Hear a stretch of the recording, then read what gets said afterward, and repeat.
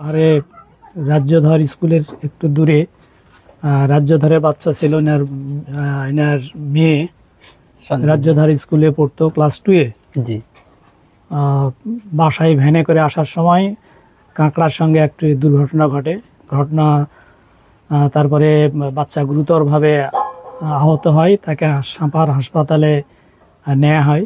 সেখান থেকে দ্রুত উন্নত চিকিৎসার জন্য রাজশাহীতে নেওয়া হয়। সেখানে মারা যায়। আমরা তার বাবা পরিবারকে সান্ত্বনা দেওয়ার জন্য এসেছি। আর আমরা চাই না যে এভাবে কোনো শিশু বা কোনো মানুষ দুর্ঘটনায় মারা যাক।